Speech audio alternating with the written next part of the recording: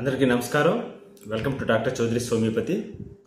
మనం ఇదివరకు వీడియోలో ఆటో ఇమ్యూన్ డిసీజెస్ అంటే ఏమిటి, అలానే ఆటో ఇమ్యూన్ డిసీజెస్ రావడానికి గల కారణాలు, ఆటో ఇమ్యూన్ డిసీజెస్ని రెచ్చగొట్టే కారణాలు, ఇలా చాలా విషయాల గురించి మనం మాట్లాడుకున్నాం.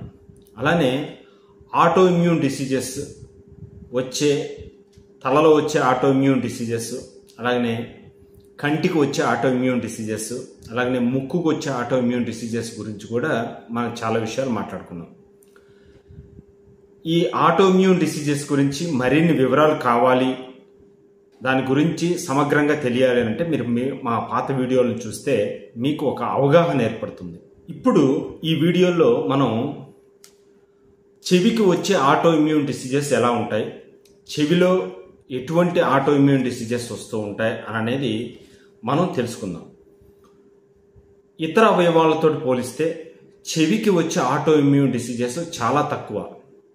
అందులోనూ చెవి నుంచి మాత్రమే ఆటో ఇమ్యూన్ డిసీజెస్ మొదలయ్యేవి ఇంకా చాలా తక్కువ. చెవి ఆటో ఇమ్యూన్ డిసీజ్ తోటి బాధపడుతుంది అంటే ఆ ఆటో ఇమ్యూన్ డిసీజ్ శరీరంలో మరెక్కడో స్టార్ట్ అయ్యి అన్ని అవయవాలను ఎఫెక్ట్ చేస్తూ చివరకు చెవిని కూడా ఎఫెక్ట్ చేస్తూ ఉంటుంది. అలాగా చెవిని ఎఫెక్ట్ చేసే ఆటో ఇమ్యూన్ డిసీజెస్ గురించి మనం చెప్పుకుందాం. అలాగనే చాలా తక్కువగా ఉండే చెవిని మాత్రమే ఎఫెక్ట్ చేసే ఆటో ఇమ్యూన్ డిసీజెస్ గురించి కూడా మనం ఈ వీడియోలో చర్చిద్దాం. చెవికి సంబంధించిన ఆటో ఇమ్యూన్ వ్యాధి లక్షణాలు. ఈ లక్షణాలు చెవికి వచ్చే మిగతా ఏదైతే వ్యాధులు ఉంటాయో ఆ వ్యాధుల లక్షణాలలాగానే పోలి ఉంటాయి. ఈ లక్షణాలను బట్టి ఈ వ్యాధి ఆటో ఇమ్యూన్ వ్యాధ లేకపోతే మామూలుగా వచ్చే సహజమైన వ్యాధ అనేది మనం చెప్పడం కష్టం. కానీ చెవిలో కనిపించే ఈ లక్షణాలను బట్టి మనం అది ఆటో ఇమ్యూన్ వ్యాధ లేకపోతే ఇంకొక సహజమైన సామాన్యంగా వచ్చే వ్యాధ అనేది మనం తేల్చి రక్త పరీక్షల ద్వారా చూడాల్సి వస్తూ ఉంటుంది. మరి ఈ చెవిలో కనిపించే సామాన్య లక్షణాలు ఏంటి అని అంటే, ఒకటి, చెవికి సంబంధించిన వినికిడి శక్తి కోల్పోవటం. 2, చెవిలో శబ్దాలు వినిపించటం అంటే టినిటస్ అని అంటారు. చెవిలో గుయ్యని శబ్దాలు వినిపిస్తూ ఉంటాయి. ఆ శబ్దాలు వచ్చినా లేదా ఒక్కొక్కసారి వర్టిగో తల తిరగటం లాంటిది, మనిషి బ్యాలెన్స్ కోల్పోవటం లాంటిది, ఇవన్నీ చెవిలో ఏ జబ్బు ఉన్నా సరే కనిపిస్తూ ఉంటాయి. కాబట్టి ఈ లక్షణాలు గమనించినప్పుడు ఇది ఆటో ఇమ్యూన్ వ్యాధి లక్షణాల నుంచి వస్తుందా లేదా ఇతర సామాన్యమైన వ్యాధుల నుంచి వస్తున్నాయా అనేది మనం ఇతర రక్త పరీక్షలు, ఇతర టెస్టుల ద్వారా మాత్రమే దాన్ని పోల్చి చూసుకోగలం. చెవికి సంబంధించిన ఆటో ఇమ్యూన్ వ్యాధులు ఏమిటి అనేది తెలుసుకునే ముందు అసలు చెవిలో ఉండే ప్రాథమిక నిర్మాణం అనేది మనకు కొంత అవగాహన ఉండటం మంచిది. చెవికి సంబంధించి మనకు బాహ్యంగా కనిపిస్తుంది, ఎక్స్టర్నల్గా కనిపిస్తుంది. ఇది ఎక్స్టర్నల్ ఇయర్ అని అంటారు, అంటే బయటికి కనిపించే చెవి అని అనేది అర్థం. అలానే దీని తర్వాత లోపలి ప్రాంతాన్ని, కర్ణబేరి తర్వాత ఉండే ప్రాంతాన్ని మిడిల్ ఇయర్ అని అంటాం, అంటే మధ్యస్థ భాగం, చెవిలో మధ్యస్థ భాగం. అలానే మధ్యస్థ భాగం దాటిన తర్వాత అక్కడ లోపలికి ఉండే ప్రాంతాన్ని లోపలి చెవి లేదా ఇన్నర్ ఇయర్ అని అంటారు. ఇది చాలా సున్నితమైన ప్రాంతం. మన వినికిడి శక్తి చాలా సున్నితంగా అక్కడ నుంచి మెదడు వైపుకి ప్రసరిస్తూ ఉంటుంది. అక్కడ నుంచి మనకి ఆడిటరీ నర్వ్ అనేది మెదడుకు కనెక్ట్ అయి ఉంటుంది. కాబట్టి ఈ లోపలి చెవి అనేది చాలా సున్నితమైన ప్రాంతం. అక్కడ వచ్చే తేడాలను బట్టి మనకి ఈ తల తిరుగుడు, బ్యాలెన్స్ కోల్పోవటం లాంటి లక్షణాలు కలుగుతూ ఉంటాయి. ఇది ప్రాథమికంగా చెవి ఉండే నిర్మాణం. ఇప్పుడు మనం ఆటో ఇమ్యూన్ డిసీజెస్ చెవికి ఏవేవి వస్తాయి, చెవి నుంచి మాత్రమే స్టార్ట్ అయ్యే ఒక ఆటో ఇమ్యూన్ డిసీజ్ గురించి చెప్పుకుందాం. అది మొదటిది auto immune inner ear disease అని అంటారు. Auto immune inner ear disease అంటే ఇక్కడ ఆటో ఇమ్యూన్ డిసీజ్లో ఏర్పడే యాంటీబాడీస్ అన్నీ మన ఇన్నర్ ఇయర్ అంటే లోపలి చెవిలో ఉండే కాక్లియర్ అనే వినికిడి శక్తిని మన సౌండ్స్ని గ్రహించే ఒక భాగం ఉంటుంది. ఆ భాగాన్ని ఈ యాంటీబాడీస్, ఆటో ఇమ్యూన్ డిసీజ్లో ఏర్పడే యాంటీబాడీస్ దాని మీద దాడి చేస్తాయి. దాడి చేసి కాక్లియర్ అనే భాగాన్ని ఒకసారి డ్యామేజ్ చేసిన తర్వాత క్రమక్రమంగా వినికిడి శక్తి కోల్పోవటం అనేది మొదలవుతుంది. ఎప్పుడైతే ఇన్నర్ ఇయర్ దెబ్బతిందో, అంటే లోపలి చెవి దెబ్బతినటం మొదలుపెట్టిందో, అక్కడ ఉండే ఆడిటరీ నెర్వ్ దెబ్బతినచ్చు. అంటే వినికిడి శక్తిని మెదడుకు చేరివేసే ఆ నెర్వ్ కూడా దెబ్బతింటుంది. ఈ కాక్లియర్ అనే ఈ భాగం కూడా దెబ్బతినటం మూలాన మనిషి బ్యాలెన్స్ కోల్పోతాడు, తల తిరుగుతూ ఉంటుంది. అలానే టినిటస్ అంటే చెవిలో సౌండ్స్ అనేవి కనిపిస్తూ ఉంటాయి. సో ఈ 3 లక్షణాలు ఎలాగనూ సామాన్య లక్షణాలే, ప్రతి డిసీజ్లో కనిపించే లక్షణాలే. ఈ లక్షణాలు కనిపించినప్పుడు మిగతా సామాన్య జబ్బులు ఏవీ లేవు అని అనుకున్నప్పుడు మనం అనుమానించాల్సింది ఇది auto immune inner ear disease అయ్యే అవకాశం ఉంది. కాబట్టి దానికి సంబంధించిన టెస్టులు చేసుకోవాల్సి వస్తూ ఉంటుంది. మరి దానికి సంబంధించిన టెస్టులు ఏ విధంగా చేస్తారు, ఎలా ఈ ఆటో ఇమ్యూన్ ఇన్నర్ ఇయర్ డిసీజ్ని మనం కనిపెట్టగలం, దానికి సంబంధించిన రక్త పరీక్షలు మనకి మామూలుగా చేసే కంప్లీట్ బ్లడ్ పిక్చర్ అనేది చేయాలి. దాన్ని CBP అని అంటారు. అలానే ANA టెస్ట్. దీనికంటూ ఒక ప్రత్యేకంగా ఒక టెస్ట్ తోటి ఆటో ఇమ్యూన్ డిసీజ్ని నిర్ధారించేవి ఉండవు. చాలా రకాల టెస్టులు చేసి ఆ చాలా రకాల టెస్టులలో ఏదైనా పాజిటివ్ వస్తే దాన్ని పట్టుకొని మిగతా సామాన్యమైన డిసీజులు ఏవి కావు అని మనం అంటే రూల్ అవుట్ చేసుకోవటం. ఇవేవి కావు కాబట్టి ఇది అయ్యే అవకాశం ఎక్కువగా ఉంది. దానికి తోడు ANA పాజిటివ్, యాంటీబాడీస్ బ్లడ్లో కనిపించడం, ఇలాంటి లక్షణాలు రక్త పరీక్షల్లో కనిపిస్తే దీన్ని auto immune inner ear disease కింద మనం నిర్ధారించవచ్చు. మరి ఈ ఆటో ఇమ్యూన్ ఇన్నర్ ఇయర్ డిసీజ్కి మన దగ్గర ఏమైనా ట్రీట్మెంట్ ఉంటుందా? దానికి కన్వెన్షనల్ ట్రీట్మెంట్, సాంప్రదాయకంగా వస్తూ ఉన్న ట్రీట్మెంట్ పరంగా అయితే స్టిరాయిడ్స్ ఇవ్వటం, అంటే ఇమ్యూన్ సప్రెసివ్ ట్రీట్మెంట్స్ ఇవ్వటం మాత్రమే ఉంటుంది. దానివల్ల తాత్కాలికంగా తగ్గినప్పటికీ లాంగ్ టైంలో ఈ ఆటో ఇమ్యూన్ డిసీజ్ని సప్రెస్ చేసే ఉద్దేశంతో ఇమ్యూన్ సప్రెసెంట్స్ ఇవ్వటం మూలాన మిగతా కాంప్లికేషన్స్ రావటం జరుగుతూ ఉంటుంది. కాబట్టి దీనికి ఆల్టర్నేటివ్గా హోమియోపతి అనేది చాయిస్ తీసుకోవటం మేలు. ఇక్కడ హోమియోపతిలో కాన్స్టిట్యూషనల్గా అంటే వ్యక్తి యొక్క అన్ని లక్షణాలను మనం పరిగణనలోకి తీసుకొని మెడిసిన్ సెలెక్ట్ చేయటం మూలాన ఈ ఆటో ఇమ్యూన్ వ్యాధి నియంత్రణలోకి వస్తూ ఉంటుంది. దానివల్ల మనకి సత్ఫలితాలు కనిపిస్తూ ఉంటాయి. కాకపోతే దీనికి సంబంధించిన ఇది ఆటో ఇమ్యూన్ డిసీజ్ కాబట్టి దీనికి సంబంధించిన ట్రీట్మెంట్ కొన్ని నెలల పాటు కొనసాగాల్సిన అవసరం ఉంటుంది. కాబట్టి హోమియోపతిని మీరు చాయిస్ కింద తీసుకోవచ్చు.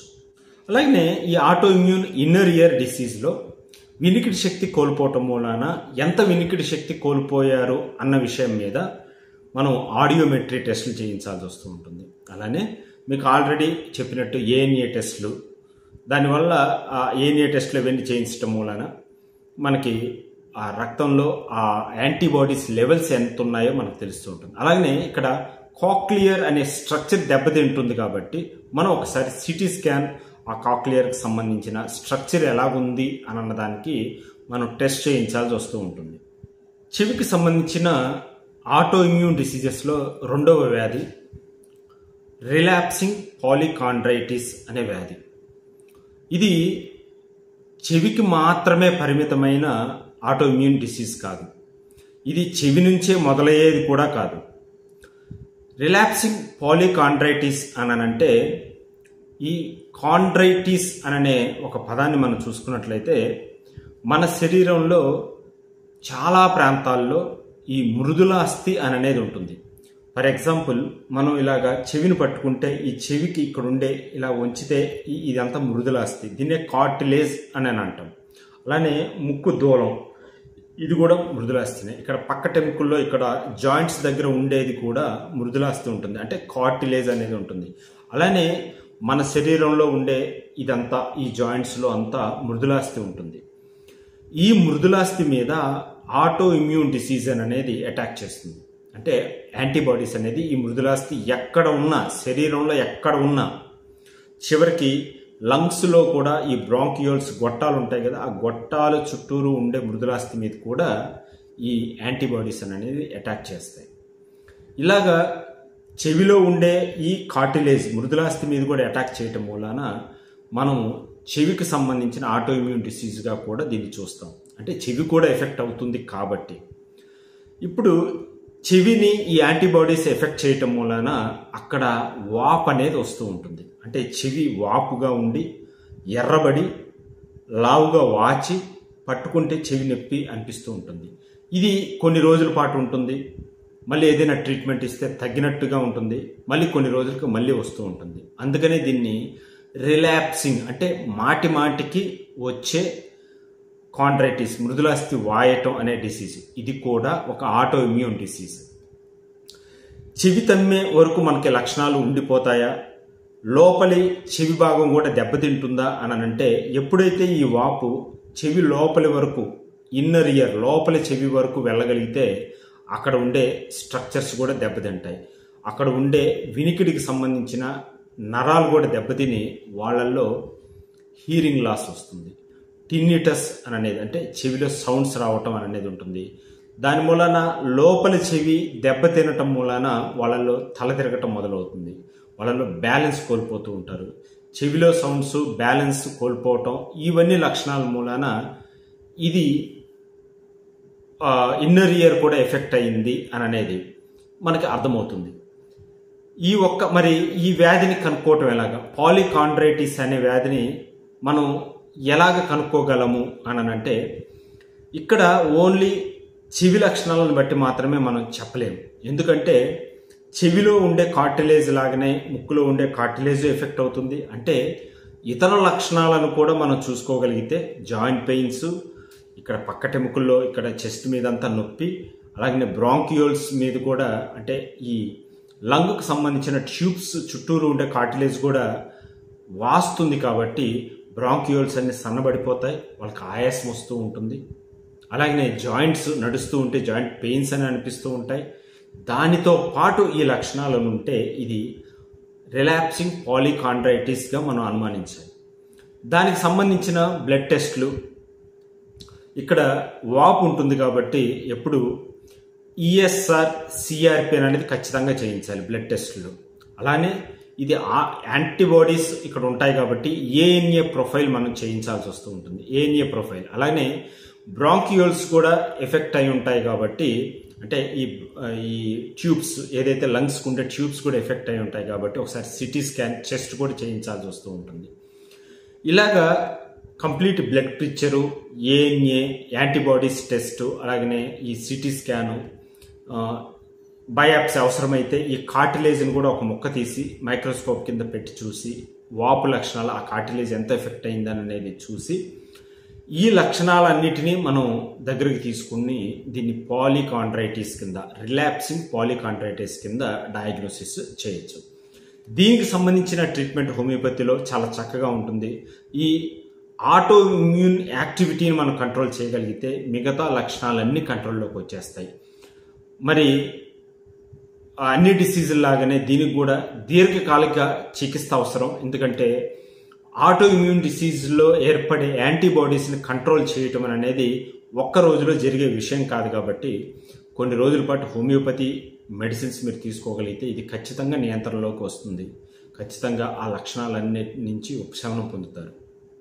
చెవిని ఎఫెక్ట్ చేసే ఇంకొక వ్యాధి సిస్టమిక్ ల్యూపస్ ఎరిథోమాటోసిస్, అంటే ఎస్ఎల్ఈ అని అంటారు. ఎస్ఎల్ఈ ఒక్క చెవికి మాత్రమే సంబంధించిన ఆటో ఇమ్యూన్ డిసీజ్ కాదు. ఆటో ఇమ్యూన్ డిసీజ్లో చాలా కాంప్లెక్సిటీ తోటి, చాలా సంక్లిష్టంగా ఉండే వ్యాధి ఎస్ఎల్ఈ, సిస్టమిక్ ల్యూపస్ ఎరిథోమాటోసిస్ అని అనేది. ఇది ఒక్క చెవిని ఎఫెక్ట్ చేయటమే కాదు, చర్మాన్ని ఎఫెక్ట్ చేస్తుంది, లంగ్స్ని ఎఫెక్ట్ చేస్తుంది, కిడ్నీస్ని ఎఫెక్ట్ చేస్తుంది, హార్ట్ని ఎఫెక్ట్ చేస్తుంది. చాలా అవయవాల్ని ఈ సిస్టమిక్ ల్యూపస్ ఎరిథోమాటోసిస్ అనేది ఎఫెక్ట్ చేస్తూ ఉంటుంది. దీంట్లో చెవిని కూడా ఎఫెక్ట్ చేయటం మూలాన చెవికి సంబంధించిన లక్షణాలు మనకి కనిపిస్తూ ఉంటాయి. చెవి లోపలి భాగాలు కూడా ఈ సిస్టమిక్ ల్యూపస్ ఎరిథోమెటోసిస్ వలన దెబ్బతింటాయి.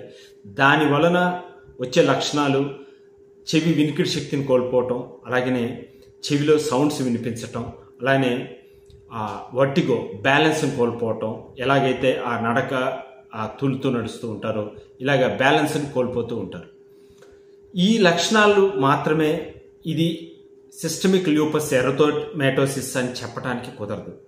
దీన్ని డయాగ్నోసిస్ చేయాలేనంటే మిగతా అన్ని అవయవాలు పరిస్థితి ఎలాగుంది, కిడ్నీ పరిస్థితి ఎలాగుంది, చర్మపు పరిస్థితి ఎలాగుంది అని అనేది మనం చూసుకుంటూ దీన్ని డయాగ్నోసిస్ చేయగలం. దీనికి సంబంధించిన లక్షణాల్లో మనకి వూల్ఫ్ ఫేస్ అని అనేది చాలా ముఖ్యం. అంటే ముఖం మీద ఇక్కడ ఒక ఎరప్షన్స్ అనేది మొదలవుతాయి. సీతాకోక చిలుక మాదిరిగా ఇక్కడ ఇదంతా ఫేస్ అంతా ఎరప్షన్స్ మొదలై అక్కడ చాలా డీజెనరేషన్ చేంజెస్ అనేవి కనిపిస్తూ ఉంటాయి. దాన్ని బట్టి అది ఒక రకమైన తోడేలు ముఖంలాగా కనిపిస్తూ ఉంటుంది ఈ SLE తోటి బాధపడే వాళ్ళలో.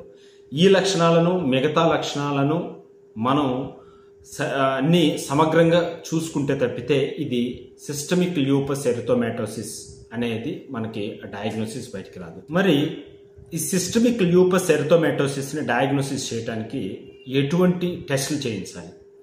మనం కామన్గా చెప్పుకున్నట్టు CBP, కంప్లీట్ బ్లడ్ పిక్చర్ చేయించాలి, ESR, CRP లెవెల్స్ అన్నీ చేయించాలి. దాంతోపాటు ANA ప్రొఫైల్ చేయించాలి.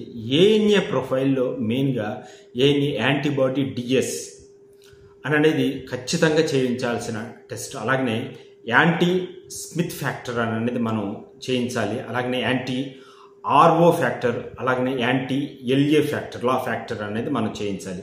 అలాగనే complement test C3, C4 compliments అనేవి ఉంటాయి. ఆ కాంప్లిమెంట్స్ సంబంధించిన టెస్టులు మనం చేయించాలి.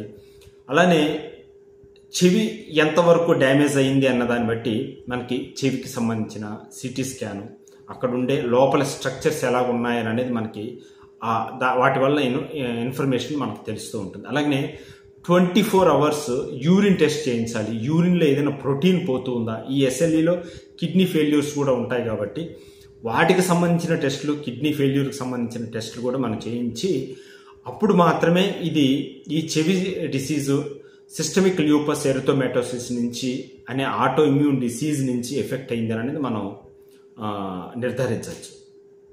దీనికి సంబంధించిన ట్రీట్మెంట్ యాజ్ యూజువల్ ఆటో ఇమ్యూన్కి సంబంధించిన కన్వెన్షనల్ ట్రీట్మెంట్లో ఇమ్యూన్ సప్రెసివ్ ట్రీట్మెంట్ తప్పితే మనకి పెద్దగా ఉపయోగపడే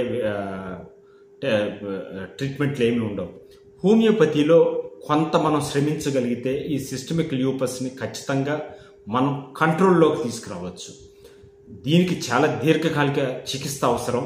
దానికి సంబంధించిన సమర్థవంతమైన మందులు హోమియోపతిలో మనకు ఉంటాయి. కాబట్టి మీరు దగ్గరలో హోమియోపతి డాక్టర్ని మీరు సంప్రదిస్తే మీకు దానికి సంబంధించిన ట్రీట్మెంట్ అనేది ఖచ్చితంగా మీకు ఇవ్వగలుగుతారు. చెవికి సంబంధించి ఆటో ఇమ్యూన్ డిసీజెస్లో ఇంకొక ఆటో ఇమ్యూన్ డిసీజ్, 4వ ఆటో ఇమ్యూన్ డిసీజు కోగన్స్ సిండ్రోమ్. ఈ కోగన్స్ సిండ్రోము చూడటానికి చెవికి వచ్చే మీనియర్స్ డిసీజ్ లాగానే కనిపిస్తుంది. కాకపోతే దీంట్లో ఇతర సిస్టమ్స్ కూడా ఇన్వాల్వ్ అవటము అనేది ఉంటుంది. ఇది చాలా రేర్ డిసీజ్. దీంట్లో ప్రధానంగా 2 అవయవాలు ఎఫెక్ట్ అవుతూ ఉంటాయి. ఒకటి చెవి అయితే రెండోది కన్ను. కన్నులో కూడా ఈ కార్నియా ఇంటర్స్టిషియల్ కెరటైటిస్గా, అంటే కార్నియాలో వాపు ఎప్పుడూ ఉంటుంది. దానికి తోడు చెవి కూడా ఎఫెక్ట్ అవుతూ ఉంటుంది. చెవి లోపలి భాగాలు బాగా ఎఫెక్ట్ అవ్వటం మూలాన మనకి కామన్గా కనిపించే లక్షణాలు హీరింగ్ లాస్ కనిపించటం, అలాగనే టినిటస్ చెవిలో సౌండ్స్ వినిపించటం, లోపల చెవి దెబ్బతినటం మూలాన మనకి వర్టిగో బ్యాలెన్స్ కోల్పోవటం, మనిషి తిన్నగా నడవలేకపోవటం, ఎప్పుడు కళ్ళు తిరిగినట్టుగా ఉండటం, ఈ లక్షణాలు కూడా మనకి కనిపిస్తూ ఉంటాయి. దీనికి సంబంధించిన నిర్ధారించే పరీక్షలు మనకేమి స్పెసిఫిక్గా పలానా టెస్ట్ చేస్తే కోగన్ సిండ్రోమ్ బయటపడిపోతుందా అని అంటే బయటపడిపోదు. దీనికి సంబంధించిన టెస్టుల కోసం మిగతా టెస్టులు, మిగతా వ్యాధులు ఏవి కావు అని అనుకున్నప్పుడు కోగన్స్ సిండ్రోమ్ని అనుమానించాల్సి వస్తుంది. దీనికి సంబంధించిన ఇమ్యునాలజికల్ టెస్టులు అంటే యాంటీబాడీస్ టెస్టులు ANA ప్రొఫైల్ మనం చేయించి దానికి సంబంధించిన వాపు ఉండటం మూలన ఈఎస్ఆర్ సిఆర్పి అనే టెస్టులు ఖచ్చితంగా చేయించటం, అలాగే లోపల స్ట్రక్చర్స్ నిర్మాణం గురించి సిటీ స్కాన్ లాంటివి మనం చేయించగలిగితే ఈ కోగన్స్ సిండ్రోమ్ అనే దాన్ని మనం నిర్ధారించవచ్చు. అలాగే ఆర్ఏ ఫ్యాక్టర్, రుమటాయిడ్ ఫ్యాక్టర్ అనే దాన్ని కూడా మనం, అలాగే కాంప్లిమెంటరీ C3C4 కాంప్లిమెంటరీ టెస్ట్ని, అలాగే చెవి వినికిడి శక్తి సామర్థ్యాన్ని కొలవటానికి ఆడియోమెట్రీని కూడా మనం టెస్ట్ చేయించాల్సి వస్తుంది. దాన్ని బట్టి మనం ఈ కోగన్స్ సిండ్రోమ్ అనేదాన్ని మనం నిర్ధారించవచ్చు. చెవిని ఎఫెక్ట్ చేసే ఇంకొక ఆటోమ్యూన్ వ్యాధి, 5వ ఆటోమ్యూన్ వ్యాధి వెగనర్స్ గ్రాన్యులోమాటోసిస్. ఈ వెగనర్స్ గ్రాన్యులోమాటోసిస్ అనేది కూడా చెవి నుంచి మాత్రమే మొదలయ్యే ఆటోఇమ్యూన్ డిసీజ్ కాదు. ఇది శరీరంలో జనరల్గా ఎఫెక్ట్ చేసే వ్యాధి. ఇక్కడ బ్లడ్ వెజల్స్ ఏదైతే ఉన్నాయో శరీరంలో, ఆ బ్లడ్ వెజల్స్ అన్నీ ఈ వెగనర్స్ గ్రాన్యులోమాటోసిస్ తోటి ఎఫెక్ట్ అవుతాయి. ఈ వెగనర్స్ గ్రాన్యులోమాటోసిస్ తోటి ఎఫెక్ట్ అయిన తర్వాత అలాగనే చెవి కూడా, చెవిలో ఉండే బ్లడ్ వెజల్స్ కూడా ఎఫెక్ట్ అవుతాయి. చెవిలో ఉండే బ్లడ్ వెజల్స్ ఎఫెక్ట్ అయ్యి అక్కడ చిన్న చిన్న ట్యూమర్స్ రూపంలో ఈ వెగనర్స్ గ్రాన్యులోమాటోసిస్ అనేది ఫార్మ్ అవుతుంది. ఈ చిన్న చిన్న గ్రాన్యులోమాటోసిస్ ఫార్మ్ అవటం మూలన అది పక్కనుండే స్ట్రక్చర్స్ని ఎఫెక్ట్ చేస్తూ ఉంటుంది. అంటే చెవిలో ఈ గ్రాన్యులోమాటోసిస్ చిన్న చిన్న కణితులు ఏర్పడటం, అక్కడుండే కాక్లియర్, ఇన్నర్ ఇయర్ నెర్వ్స్ని కూడా ఎఫెక్ట్ చేయటం, ఇన్నర్ ఇయర్ స్ట్రక్చర్స్ని ఎఫెక్ట్ చేయటం మూలన అక్కడ వినికిడి శక్తి కోల్పోతుంది. చెవికి సంబంధించిన పెయిన్ అనేది మనం చూస్తాం. ఇక్కడ ఎఫ్యూజన్స్ అంటే వాస్కులారిటీ వెజల్స్ ఎఫెక్ట్ అవ్వటం మూలన అక్కడ కొన్ని స్రావాలు అనేది ఏర్పడే అవకాశం ఉంటుంది. అవి కూడా మనం ఈ వెగనర్స్ గ్రాన్యులోమాటోసిస్లో చూస్తాం. ఫైనల్గా ఈ వెగనర్స్ గ్రాన్యులోమాటోసిస్ డైరెక్ట్గా లోపల చెవి స్ట్రక్చర్స్ని ఎఫెక్ట్ చేయటం మూలన వినికిడి శక్తి కోల్పోవటమే కాకుండా ఇది ఇతర అవయవాల మీద, ఇతర భాగాల మీద ప్రెజర్ని క్రియేట్ చేసి సిమ్టమ్స్ని తీసుకొని వస్తూ ఉంటాయి. ఫర్ ఎగ్జాంపుల్, మనకి చెవి నుంచి ఇక్కడ ఫేషియల్ నెర్వ్ అనేది ముఖానికి సప్లై చేసే నర్వ్ని ఇది ప్రెజర్ చేస్తుంది. ప్రెజర్ చేయటం మూలన ఫేషియల్ పాల్సీ వచ్చే అవకాశం కూడా ఉంటుంది. మరి వెగనర్స్ గ్రాన్యులోమాటోసిస్ని ఎలాగ డయాగ్నోసిస్ చేయొచ్చు? సింపుల్, మనం complete blood picture, ESR CRP అనేది మనం చూస్తాం. అలానే యాంటీబాడీస్కి సంబంధించిన ఏఎన్ఏ ప్రొఫైల్ అనేది మనం చేపిస్తాం. ఏఎన్ఏ ప్రొఫైల్లో మనకి కొంత ఆటో ఇమ్యూన్ యాక్టివిటీ గురించిన ఇన్ఫర్మేషన్ మనకి లభిస్తూ ఉంటుంది. అలానే ఇది ఓన్లీ చెవికి సంబంధించిన జబ్బు మాత్రమే కాదు కాబట్టి మిగతా శరీరపు అవయవాల గురించిన ఇన్ఫర్మేషన్ కూడా తీసుకుంటాం. ఫర్ ఎగ్జాంపుల్, మనం లివర్ ఫంక్షన్ టెస్టులు చేయించాలి, లివర్ ఏమన్నా ఎఫెక్ట్ అవుతూ ఉందా, అలాగే కిడ్నీకి సంబంధించిన టెస్టులు కూడా చేయించాలి, క్రియాటినిన్ లెవెల్స్ చేయించాలి. అలాగనే ముఖ్యంగా కాంప్లిమెంట్ టెస్ట్లు అంటారు, అంటే C3C4 అనే కాంప్లిమెంట్స్ గురించిన ఇన్ఫర్మేషన్ మనం తీసుకోవాలి. అలాగనే ఇక్కడ CANCA అంటే సైటోప్లాస్మిక్ ANA-CA అనే టెస్ట్ మనం చేయించాల్సి వస్తూ ఉంటుంది. న్యూట్రోఫిలిక్ సైటోప్లాజానికి సంబంధించిన యాంటీబాడీస్ గురించిన ఇన్ఫర్మేషన్ మనకు కావాలి. అలాగే ఈ గ్రాన్యులోమాటోసిస్ నుంచి కొంత బయాప్సీ మనం తీసుకోగలిగితే దాన్ని మైక్రోస్కోప్ కింద పెట్టి చూసి ఇది గ్రాన్యులోమాటోసిస్కి సంబంధించిన డిసీజ్ కింద మనం డయాగ్నోసిస్ చేయొచ్చు. ఇది వెగనర్స్ గ్రాన్యులోమాటోసిస్గా మనం నిర్ధారించవచ్చు. దీనికి సంబంధించిన ట్రీట్మెంట్, స్ట్రక్చరల్ డ్యామేజ్ ఉన్నప్పుడు హోమియోపతి ఏ విధంగానూ హెల్ప్ చేయలేదు. స్ట్రక్చరల్ కాకుండా ఒక ఫంక్షనల్గా అది రీసెంట్గానే స్టార్ట్ అయింది ఈ డిసీజ్ అని అన్నప్పుడు హోమియోపతిలో మంచి ఛాన్స్ ఉంటుంది.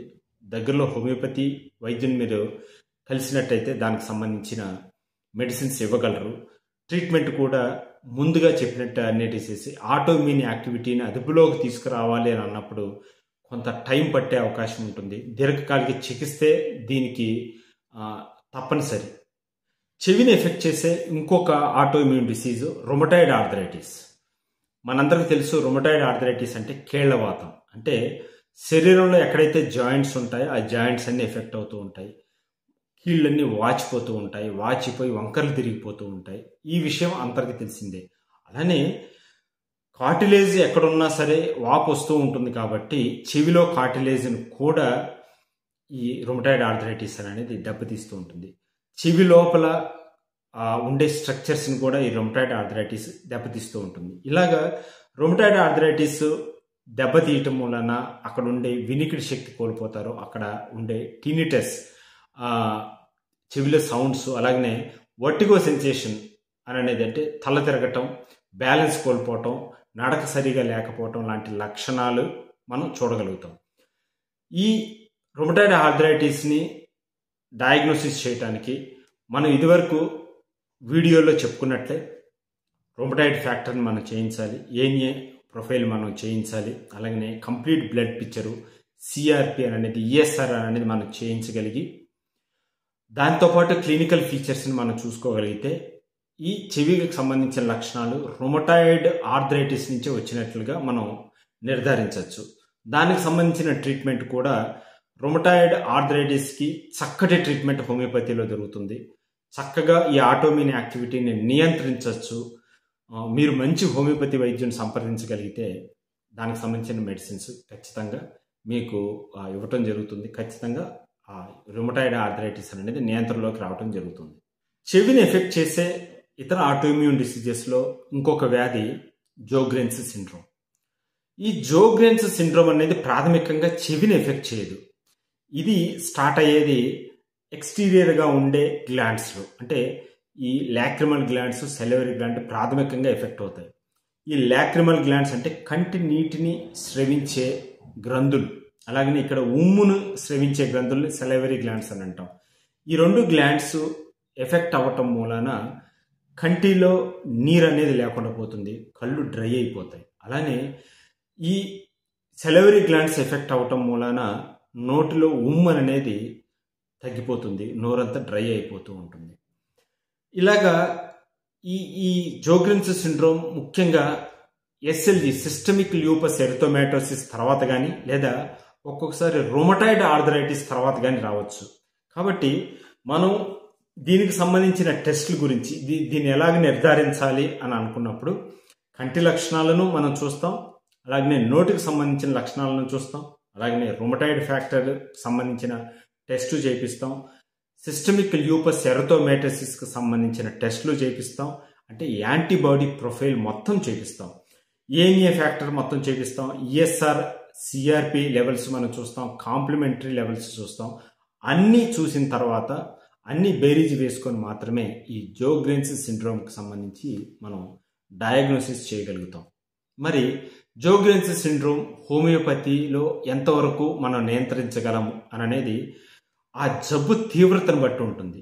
ఒక్కసారి ఈ లాక్రిమల్ గ్లాండ్స్, సెలవరీ గ్లాండ్స్ పూర్తిగా నాశనం అయిపోతే మనం ఎన్ని ట్రీట్మెంట్లు ఇచ్చినా ఆ స్ట్రక్చర్స్ని మళ్ళీ వెనక్కి తీసుకురావటం కష్టం.